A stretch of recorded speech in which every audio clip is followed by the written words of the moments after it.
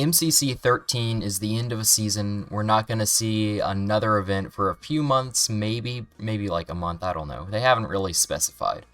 But it doesn't matter because they are going out with a bang. Oh my god, I cannot get over how good these teams are. Let's just get into it. I'm so excited. Also subscribe. I'm so close to 1,000.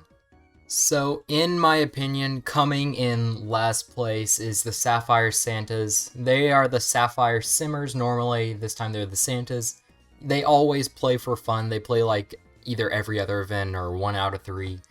And you know what? They're fun to watch, but they aren't good, and that's okay because they don't play competitively. And you know what? I'm glad they're here because they are really just a fun group of people.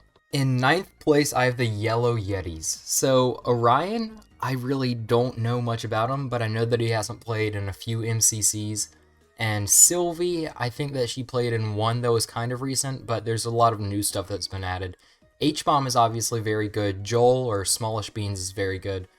But I really think that this team's going to come in 9th. All of the teams this time are even more balanced than last time. Scott is so good at this. But yeah, 9th place for the Yellow Yetis. I love these team names, by the way. The Red Reindeer. Alright, I'm going to put them in 8th place.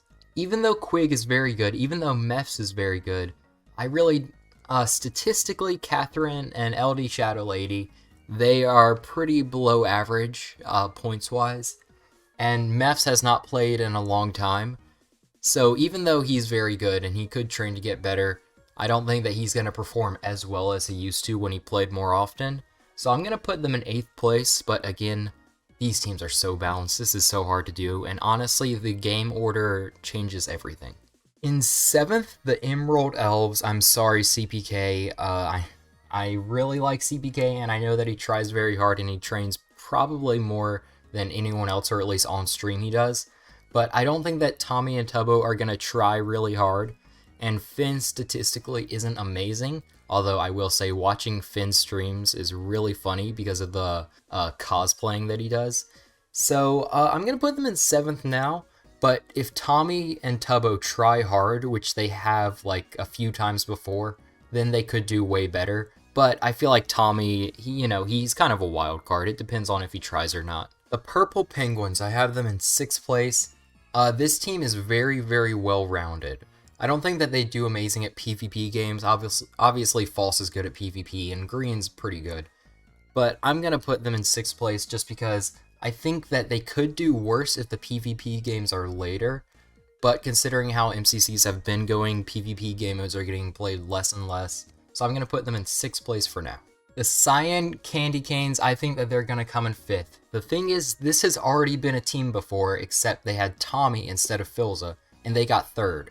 So I think that this team's going to get 5th. I think that Phil is better than Tommy generally, but Tommy was trying very hard that time.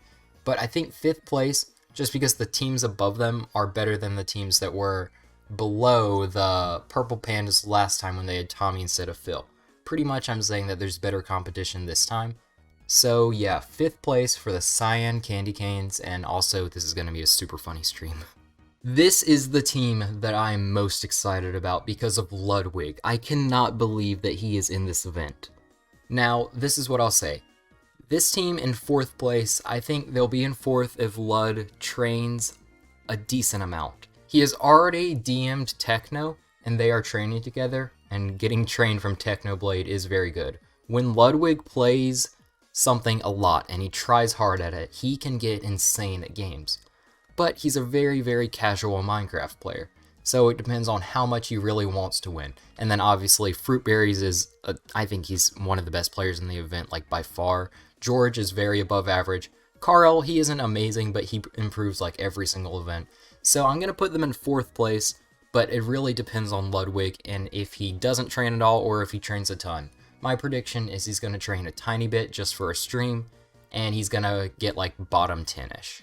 In 3rd place, I have the Coral Carolers. I was originally going to put this team in 2nd, but then I realized that they are mostly a PvP team. Whenever there is a team that looks like they're going to just be amazing at PvP, they perform lower than what people think they will.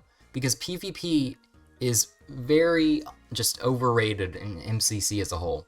Think about it, there's only like, what, 3 PvP games? and of those, they're often like chosen as the first or second, and then just skipped later in the thing. So I'm gonna put them in third. If there is a PvP game mode, then they're gonna be way better. But obviously, every single player on this team has like top 20 potential, and then Dave and Sapnap have top 5 potential. So yeah, I'm gonna put them in third. Again, the game modes matter so much in MCC, so yeah. The Teal Turkeys. How did Illumina, Krtzyy, and Puns all get on the same team? And Eric, obviously, he's no slouch, but, you know, he's obviously not as good as the other people on this team points-wise. So, Illumina and Puns, last event, I think that's going to be their worst event ever. They can only improve, and I think that they definitely will. Krtzyy is severely underrated. He always gets, like, top 10. So I think that this team is going to get second place points-wise, and plus they don't focus on just PvP, they're not just a parkour team. They're pretty balanced and they're well-rounded at everything. So I'm going to say they get second place and the game modes won't really matter a lot for them. Alright, first place, this feels like the MCC 3 Orange Ocelots. It has Scott, Captain Sparklez, Dream, and Shovel. Every single one of these players can get top 15. And every single one of these players normally gets top 20. What? This team is so good. Okay, but, you know, obviously game modes do matter a lot, and, you know, maybe, like, Dream will have a heart attack in the middle of the stream. But I'm gonna guess that's not gonna happen. I'm gonna say that they get first in points. In Dodgebolt, however, I'm sorry, Captain Sparklez, but the Teal Turkeys will win Minecraft Championship 13 in Dodgebolt. I think that Illumina, Krtzyy, and Puns are all very good with an arrow, and Eric isn't bad either. Obviously, Dream is good with a bow, and Scott and Shovel both have very good, statistically speaking, dodgebolt stats. So, yeah, you know what? It's gonna be close. There's no doubt about that. This MCC, Scott did such a good job balancing. I think that every single team except for Sapphire is like 2,000 points apart, and that's from 9th to 1st. So, I mean, honestly, Scott is so good at this. And also, can I just say, stop complaining about Technoblade not being in it. He just either didn't sign up or he doesn't want to play in it. It's not a big deal, you can just watch someone else. This, I think, is going to go down as the best MCC ever, and I cannot wait. And please like and subscribe. I'm about to hit 1,000 subs, and that's honestly just insane. I mean, MCC has just been crazy for me. It's gotten me so much attention and views, and it just boosts my ego, and now I'm just a narcissist. I think that I am just a godly figure. So thank you for that, and you know what? I cannot wait for December 12th.